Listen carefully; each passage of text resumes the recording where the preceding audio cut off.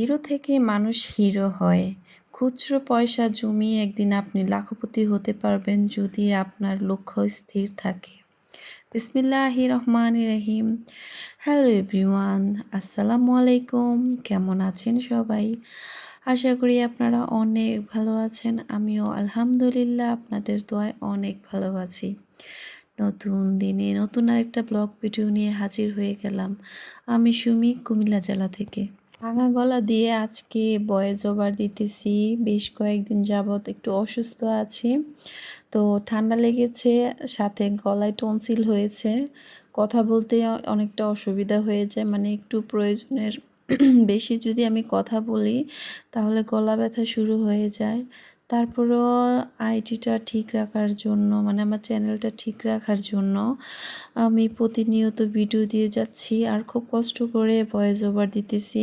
আপনারা যারা আপনাদের মূল্যবান সময় ব্যয় করে আমার ভিডিওটি দেখতেছেন তাদেরকে অসংখ্য অসংখ্য ধন্যবাদ।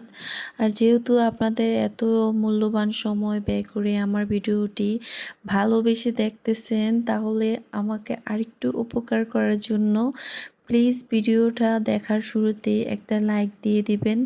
কারণ অনেক আপুরাই জানেন, আর যারা না জানেন তাদেরকে বলে দিতেছি যে আপনারা একটা লাইক দিলে আমার ভিডিওটি আরও 10 জনের কাছে পৌঁছে যেতে সাহায্য করে।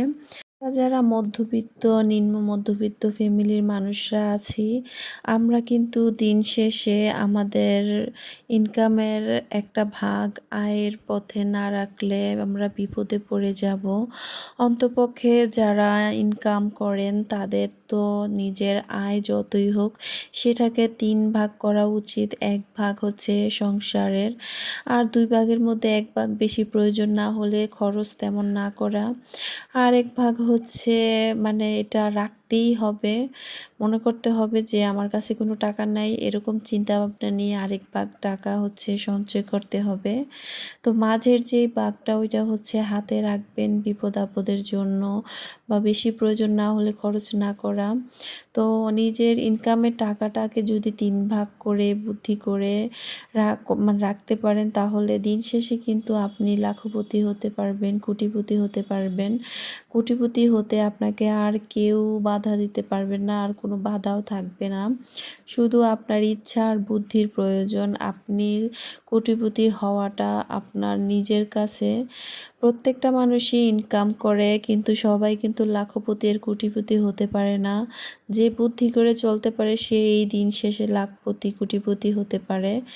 এই দুনিয়াতে যারা আসছে একটা সময় বাবা মার দায়িত্বে থাকে, যখন একটা সময় বয়স পার করে নিজের ইনকাম সোর্স হয় বা নিজে সংসারী হয় বা হচ্ছে নিজে স্বাবলম্বী হয়, তখন কিন্তু নিজের চিন্তাগুলা, নিজের ফিউচারের চিন্তাগুলো নিজেরই করতে হয়। তো ইনকাম কম বেশি সবাই আয় করে থাকে। ইনকাম ছাড়া কোনো মানুষই নাই। যে রিক্সা চালায় সেও দিন শেষে একটা অ্যামাউন্ট ইনকাম করে, যে বিজনেস করে সেও দিন শেষে একটা অ্যামাউন্ট থাকে। বিজনেস করার যে অনেকেই মনে করে যে সে তো বিজনেসম্যান, তার তো টাকার অভাব নেই। যে বিজনেস করে তার যে কী পরিমাণ ব্রেন লস হয়, কী পরিমাণ মানসিক চাপ যায়, সেটা রিক্সাওয়ালা বুঝবে না। আবার রিক্সাওয়ালা যে কী পরিমাণ গায়ে খেটে পরিশ্রম করে মাথার ঘাম পায়ে ফেলে ইনকাম করে, সেই কষ্টটা কিন্তু আবার বিজনেসম্যান বুঝবে না। তো যার যার পরিস্থিতি অনুযায়ী তার তার ইনকাম, আয়ের উৎস। তো প্রত্যেকটা ব্যক্তি কিন্তু তার ইনকামের স্থান থেকে, তার আয় থেকে সে ব্যয় করা উচিত, মানে তার আয়ের আন্দাজ বুঝে। আপনি প্রতি মাসে আপনার স্যালারিটা যদি 3 ভাগ করেন, 1 ভাগ আপনার সংসারে খরচ করবেন, আরেক ভাগ একদম নাই করে সেভিংস করবেন, মানে হচ্ছে এটা একদম নাই করে রেখে দিবেন, আর আরেক ভাগ হচ্ছে হাতে রাখবেন। প্রয়োজন হলে মেহমান আসলে, ডাক্তার খরচ বা কোথাও দাওয়াত পড়লো এরকম প্রয়োজন হলে খরচ করবেন, না প্রয়োজন হলে হাতে থেকে যাবে। দেখবেন মাস শেষে বা 2-1 মাস পর পর আপনার যে মাঝামাঝি 3 ভাগের 1 ভাগ যে টাকাটা, এটা থেকেও আপনার কিছু টাকা সেভিংস হবে। আসলে সেভিংস করাটা হচ্ছে একটা মানুষের লক্ষ্য, ইচ্ছা। এটা হচ্ছে মানুষ যদি স্থির করে নেয় যে না, আমি আমার আয় যেমনই হোক এখান থেকে আমি 10 টাকা পারি, 5 টাকা পারি, সেভিংস করব। তো চিন্তা ভাবনাটা থাকতে হবে। চিন্তা ভাবনা আপনি স্থির করলে অবশ্যই আপনার দ্বারা সেভিংস করা সম্ভব। তো আজকে ঘুম থেকে উঠেই সকালবেলা আমার প্রতিদিনের রুটিন বাইরে 40 মিনিট হাঁটা। তো আজকে হাঁটতে গিয়ে আপনাদের ভিডিওর প্রথমেই দেখলেন যে লজ্জাবতী গাছের ফুল। আমার কাছে ফুলগুলা দেখে যে কি পরিমাণ ভালো লেগেছে তাই একটু ভিডিও করছি। আর একটা ফুল ছিঁড়ছিলাম, মানে পার্পল কালারের ফুলগুলা কিন্তু এমনিতেই দেখতে অনেক সুন্দর লাগে। আর লজ্জাপতি গাছে টোকা দিলে যে গাছগুলোর পাতাগুলা মিশে যায়, মানে ছোটোবেলায় এগুলা নিয়ে অনেক দুষ্টুমি করতাম। তো যাই হোক, হেঁটে এসে বাসায় নাস্তা টাস্তা খেয়ে বাচ্চাদেরকে স্কুলে পাঠিয়ে আমি আজকে আদা রসুন ব্লেন্ডার করতে চলে এসেছি। তো আমি একেবারে পুরো মাসের আদা রসুন সবসময় ব্লেন্ডার করে নিয়ে নিই, কারণ হচ্ছে এগুলা ছিলা ব্লেন্ড করা একটা বাড়তি ঝামেলা। আর আদা রসুন ব্লেন্ড করা থাকলে যে কোনো রান্নাবান্না করতে ইজি হয়ে যায়। তো সেজন্য আমি পুরো মাসের আদা রসুন একসাথে ব্লেন্ড করে নিই। অনেকে আছে আদা রসুন আলাদা আলাদাভাবে ব্লেন্ড করে, মানে রসুন আলাদা আদা আলাদা। তো আমি দুইটা আলাদা করি না, আমার হচ্ছে আদা রসুন একসাথে ব্লেন্ড করা হয়। আর রসুন হচ্ছে আমি যদি কোনো শাকের মধ্যে দেই তাহলে ওটা আমি চিকন করে পলে দিই। আর যদি মনে হয় যে না আমার বাটা রসুন দেওয়া দরকার তাহলে আমি এটা নগদ বেটে তারপরে দিই। কারণ রসুনটা যদি আলাদা বেটে কোনো শাকসবজির জন্য রাখতে চান তাহলে এটা নগদ খাওয়াটাই ঘ্রাণটা আসে, ফ্রিজে রাখলে ওইরকম ঘ্রাণ আসে না। আর মাংস টাংস অন্যান্য জিনিস রান্না করার জন্য আদা রসুন একসাথে ব্লেন্ডার করে রাখাটাই আমি ভালো মনে করি। তো যার যার ইচ্ছা এক একজনে এক একভাবে রাখে খায়। তো আমি হচ্ছে এইভাবে ব্লেন্ড করে আমার প্রায় 2 বক্সের মতো হয়ে গেছে। তো এগুলো আমি ফ্রিজে রেখে দেব, সেজন্য বক্সে ভরে নিলাম। আর হচ্ছে দুপুরে রান্নাবান্না করার জন্য সব কিছু প্রস্তুতি করে নিয়েছি, কারণ হচ্ছে আমার 12টার আগে রান্না শেষ করতে হবে। আমি রান্না শেষ করে আমি হসপিটালে যাব, যেহেতু আপনাদেরকে ভিডিওর প্রথমে বলেছি যে বেশ কয়েকদিন যাবৎ আমি একটু অসুস্থ। আর অসুস্থটা হচ্ছে কি আপনাদেরকে বুঝাই, আমার জ্বরও নেই, ঠান্ডাও নেই, কাশিও নেই, কোনো কিছুই নেই। কিন্তু হচ্ছে আমার গলার মধ্যে টনসিল হয়ে গেছে, পুরো শরীর এমন পরিমাণে ব্যথা, মনে হচ্ছে যে কেউ আমার ধইরা পিটাইছে। এমন পিটাইছে, মানে এরকম ব্যথা আমার পুরো শরীর, আমি নড়াচড়া করতে আমার অনেক পরিমাণ কষ্ট হয়ে যাচ্ছে। তো সেজন্য হচ্ছে আমার আম্মু বলতেছে যে আমি যেন হসপিটালে গিয়ে ডাক্তার দেখাই দ্রুত, কারণ হচ্ছে এরকম হওয়ার কারণ কি। তো সেই জন্য আমি রান্না বান্নাটা শেষ করে যাচ্ছি, কারণ কোথাও যাওয়ার আগে যদি রান্নার ঝামেলাটা শেষ করে যায় তাহলে 5 মিনিট দেরি হলে বা আধা ঘন্টা দেরি হলেও নিশ্চিন্তে থাকা যায়, রান্নার ঝামেলা থাকে না।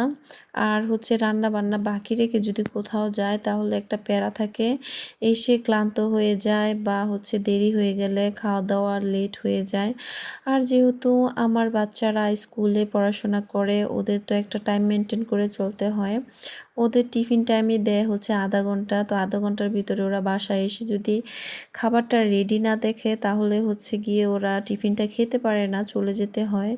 তো আমি আমার নিজের চিন্তা করার আগে আমার বাচ্চাদের চিন্তা আমি সবসময় করি। তো আমি যেহেতু ডাক্তারের কাছে যাব সিরিয়ালে কখন না কখন, কতক্ষণ না কতক্ষণ সময় লাগে সেটা তো বলা যায় না। লোকজন কম হলে দ্রুত দেখানো যাবে, আর যদি লোকজন বেশি হয় তাহলে একটু সময় বেশি লাগতে পারে। তো সেই জন্য আমি রান্নাটা শেষ করে নিচ্ছি। আর আজকে হচ্ছে খুবই সিম্পল রান্না, আমি ব্রয়লার মুরগি এখানে রান্না করতেছি। আর এই ব্রয়লার মুরগি আমার ছেলের খুব পছন্দ, অনেকে অবাক হবেন কিন্তু অবাক হওয়ার কিছু নাই, বাচ্চারা হচ্ছে ব্রয়লার মুরগিটা একটু বেশি পছন্দ করে। সবার ঘরের যাদের বাচ্চা আছে তারা জানবে যে ব্রয়লার মুরগির মাংসটা বাচ্চারা কি পরিমাণ পছন্দ করে। তো আমি এখানে পেঁয়াজ দিয়ে ব্রয়লার মুরগির মাংসটা একটু কষিয়ে নিচ্ছি। আমার ছেলেকে একটু মানে কষিয়ে রান্না করে দেব, এখানে কোনো আলু অ্যাড করিনি। তো শুধু পেঁয়াজ দিয়ে হচ্ছে আমি এটা রান্না করছি। আর আজকে আমি ডাক্তার দেখাতে গিয়েও কিভাবে এখান থেকে টাকা সেভিংস করেছি সেই বিষয়টা আপনাদের সাথে শেয়ার করব। কারণ আপনার যদি ইচ্ছা থাকে টাকা সেভ করার, আপনি যে কোনো পরিস্থিতি থেকে আপনি টাকা সেভ করতে পারবেন। শুধু একটু পরিশ্রম হবে বা হচ্ছে একটু বুদ্ধি খাটাতে হবে। তো আমি এখানে পেঁপে কেটে নিয়েছি, যেহেতু হচ্ছে আমার বাসায় অনেক দিন হয়ে গেছে, অনেকগুলা পেঁপে এনেছি গ্রামের বাড়ি থেকে। তো আস্তে আস্তে করে পেঁপেগুলো নষ্ট হয়ে যাচ্ছে। তো চিন্তা করলাম যে না, এই ২ টা যেহেতু ভালো রয়েছে, এগুলা হচ্ছে আমি ডাল দিয়ে রান্না করে ফেলি। আর নরমালি পেঁপে আমার কাছে ডাল দিয়ে রান্না করলেই ভালো লাগে। একদম লাউ তরকারির মতো মনে হয়, যে লাউ ডাল দিয়ে যেরকম রান্না করলে সফট আর অনেকটা টেস্ট লাগে। তো কাঁচা পেঁপে দিয়ে ডাল দিয়ে যদি রান্না করেন, দেখবেন অন্যরকম একটা মজা লাগে। তো এখানে ডাল আর পেঁপেগুলা সিদ্ধ বসিয়ে দিয়েছি। এই তো দেখেন, ডাল আর পেঁপেগুলা প্রায় বলক চলে এসেছে আর হালকা হালকা করে সিদ্ধ হওয়া শুরু হয়েছে। তো এখানে হচ্ছে আমি তেমন বেশি মশলা অ্যাড করব না, জাস্ট শুধু সামান্য একটু হলুদ, চিমটি খানিক মরিচের গুঁড়া আর একটু ধনিয়ার গুঁড়া, এই হচ্ছে আমার মশলা। আর হচ্ছে কয়েকটা কাঁচামরিচ ফালি করে দিয়ে দিয়েছি, কারণ কাঁচামরিচটা না দিলে মানে টেস্টটা ভালো আসবে না। তো এখানে হচ্ছে আমি ডালটা বাগার দেওয়ার জন্য রসুন কুচি আর পেঁয়াজ কুচি দিয়ে আমি তেলে ভেজে নিচ্ছি। আপনারা চেষ্টা করবেন রসুনটা একটু বেশি দেওয়ার জন্য, তাহলে মানে ডালটা মজা লাগবে বেশি পেঁপে দিয়ে ডালটা রান্না করলে। ব্যক্তিগতভাবে আমার কাছে পেঁপের ডাল অনেক ভালো লাগে, অনেক পছন্দ করি আমি। মানে নিরামিষ হিসাবে খাওয়ার জন্য একদম পারফেক্ট একটা রেসিপি। তো যাই হোক, এখানে হচ্ছে আমি ডালের বাগারটা দিয়ে দিয়েছি, আর হচ্ছে দেশি ধনিয়া পাতা ছিল, ধনিয়া পাতা দিয়ে দিলাম। তো দিয়ে নেড়ে চেড়ে আমি একটু ভালো করে মিক্সড করে নিয়েছি। আর এই যে দেখেন, আমার পেঁপেগুলো একদম মানে 100% সিদ্ধ হয়ে গেছে, আর ডালগুলো একদম গলে গেছে। তো সব কিছু মিলিয়ে দেখেন কালারটা খুব সুন্দর এসেছে, খুব ভালো লাগতেছে দেখতে, আর খেতে তো ভারী মজা। আপনারা বাসায় একবার হলো ট্রাই করবেন, নিরামিষ হিসাবে যারা নর্মাল ডায়েট করেন বা হচ্ছে যারা সবজি খেতে পছন্দ করেন, তারা এভাবে রান্না করে দেখতে পারেন, অনেক মজা লাগবে। রান্না বান্না শেষ করে রেডি হয়ে আমি চলে যাচ্ছি আমাদের উপজেলা স্বাস্থ্য কমপ্লেক্সে। তো আমি আজকে সরকারি হসপিটালে আসার কারণ হচ্ছে, যে ডাক্তারকে আমি এখানে ৫ টাকার টিকিট দিয়ে দেখাবো, সেম ডাক্তারকে হচ্ছে আমার ৬০০ টাকা ভিজিট দিতে হবে। তো হচ্ছে আমার বাসার কাছাকাছি যেহেতু হসপিটাল, আর হচ্ছে আমি যদি ৫ টাকার টিকিট দিয়ে আমি ডাক্তারটা দেখাতে পারি, তো কেন আমি হচ্ছে ৬০০ টাকা ভিজিট দিব? আমার একটু না হয় সিরিয়াল ধরতে হবে টিকিট কাটার জন্য। প্রাইভেট হসপিটালগুলোতে গেলে হয়তো বা একটু ফেসিলিটি ভালো পাওয়া যায়, ওনারা মানে হেল্প করে বা হচ্ছে আরামে সব কিছু করা যায়। কিন্তু এখানে তো টাকাও লাগে, যেখানে আরাম ওইখানে পয়সাও খরচ। তো আমি একটু বুদ্ধি করে একটু মানে কষ্ট বলতে, এখানে তো তেমন কোনো পরিশ্রম না, জাস্ট শুধু একটু সিরিয়াল ধরে টিকিটটা কাটতে হচ্ছে, আর হচ্ছে গিয়ে টিকিটটা জমা দিয়ে আমি কিছুক্ষণটা বসে রইছি, এতটুকুই। এছাড়া সেম ডাক্তার, সেম চিকিৎসা, সব কিছুই সেম। ৫ টাকার টিকিট দিয়ে আমি হচ্ছে ৬০০ টাকার ভিজিট বাঁচিয়ে নিলাম। তো আমি আমার সংসারের প্রত্যেকটা ক্ষেত্রে এভাবেই টাকা সেভিংস করি বা হচ্ছে রাখি, কারণ আমি যেহেতু একজন হাউসওয়াইফ, বাইরের কোনো ইনকাম নেই, আমার কোনো চাকরি বাকরি নেই। তো আমার সংসারের প্রত্যেকটা ক্ষেত্র থেকে এভাবেই আমি টাকা সেভ করে টাকা আয় করি, আর ওই টাকা দিয়ে আমি আমার শখের জিনিস বানাই বা হচ্ছে এমনও সময় যে আমি আমার হাজব্যান্ডকে এক মুঠে টাকা দিই কোনো কাজ লাগলে, যে না ওইটা আমি জমিয়েছি। আসলে এরকমভাবে টাকা সেভিংস করে যদি হাজব্যান্ডকে এক মুঠে কিছু টাকা দিতে পারেন, দেখবেন হাজব্যান্ডের কাছে আপনি একজন গুণবতী বউ হয়ে যাবেন। হাজব্যান্ড কী পরিমাণ ভালোবাসবে আর প্রশংসা করবে, মনে মনে ভাববে যে দেখো আমার ওয়াইফ কতটা গুণী, বা হচ্ছে তার কত গুণ, সে আমার সংসার থেকে তিল তিল করে টাকা বাঁচিয়ে আমার হচ্ছে আমাকে হেল্প করেছে বা আমাকে দিয়েছে। তো এক কইয়ের তেল দিয়ে কই ভাজা একটা কথা আছে না, মানে হাজবেন্ডের সংসার থেকে টাকা বাঁচিয়ে হাজবেন্ডের কাছে হচ্ছে কি মন্ত্র গুণবতী বউ হয়ে গেছি। তো যাই হোক, আসলে সবচেয়ে বড় কথা হচ্ছে প্রত্যেকটা মানুষের টাকার প্রয়োজন আছে। খুচরো পয়সা দিয়েও চাইলে আপনি মাস শেষে, বছর শেষে লাখ লাখ টাকা সেভ করতে পারবেন। দেখবেন আপনি বাজার করে বাহিরে গেলে বা দোকানে গেলে, যেখানে যান না কেন, খুচরো কিছু পয়সা থাকে, খুচরো কিছু টাকা থাকে। এগুলো আসলে আমরা তেমন বেশি গুরুত্ব দিই না। ব্যাগের একটা কোণে থাকে বা হচ্ছে রুমের কোনো সাইডে ফালায় রাখি। তো আপনি যদি খুচরো পয়সাগুলো একসাথে জমিয়ে একটা জায়গায় রাখেন, ১ দিন, ২ দিন, ৩ দিন, ৪ দিন এরকম করে মাসের পর মাস, বছরের পর বছর যাওয়ার পরে দেখবেন যে আপনার এখানে বড় একটা অ্যামাউন্ট জমে গেছে। তো খুচরো পয়সা দিয়েও কিন্তু মানুষের লাখপতি হতে পারে। যদি টাকা সেভ করার সিস্টেমটা আপনি জানেন, আপনি যদি খুচরো পয়সাকে মূল্যায়ন করেন যে না, আমি এগুলা খুচরো দেখে কি সেগুলো আমি একসাথে জমাই, সেটা হচ্ছে আপনার ইচ্ছা শক্তির কাছে সব কিছু। আর এটা কি খাচ্ছি বলেন তো আপনারা, কেউ চিনতে পারছেন কি না? তো যদি না চিনে থাকেন তাদেরকে বলে দিতেছি, এটা হচ্ছে পেস্তা আলু। আমার আম্মু আসছিল আজকে আমাকে দেখার জন্য, তো আমাদের গাছ থেকে পেড়ে নিয়ে এসেছে, কারণ আমাদের বাড়িতে পেস্তা আলু গাছ আছে। তো এটা হচ্ছে উপরে যে পেস্তাটা ধরে ওইটা, আর মাটির নিচে যেটা ওইটা তো অনেক লম্বা হয়, ওইটা কিন্তু মজা আর অনেক বেশি। আর আমার কাছে এই পেস্তা আলুগুলো যে কি পরিমাণ ভালো লাগে বলে বোঝানোর মতো না।